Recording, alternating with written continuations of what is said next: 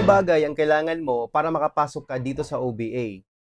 Una, kailangan mo lang ng stable internet connection kasi online mo ito gagawin. At cellphone o anumang gadget na magagamit mo sa online. Pangalawa, kailangan mo munang mag-attend sa free online orientation kasi doon ituturo ang process kung paano ka makapag-start dito. At pangatlo, kailangan mo ng user ID. Kasi sa user ID na yan papasok lahat ng transactions mo dito sa online. Diyan din papasok ang income mo. At diyan ka din makakapag-withdraw. Ano nga ba ang gagawin mo dito? Mag-set ka lang ng appointment sa local and international clients. Hindi mo kailangan experience or magaling ka sa English because scripts are provided.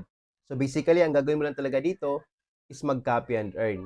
Hindi mo na kailangan magbenta ng produkto at wala ka ring quota na habulin kasi hindi naman ito work, hindi naman ito online selling, hindi naman ito dropshipping at lalong-lalo na hindi naman ito trading. Ang OBA or Online Business Academy was awarded as the most outstanding online marketing in all Asia and awarded po siya ng Asian Sterling Awards. At hindi lang yan, 12 years na nag-ooperate ng OBA sa industriya.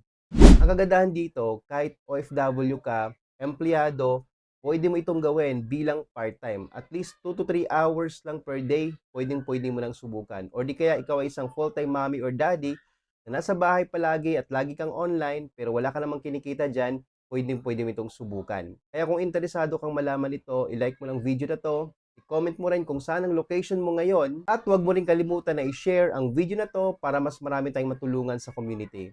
Don't forget to follow me para ma-prioritize kita. See you in my inbox.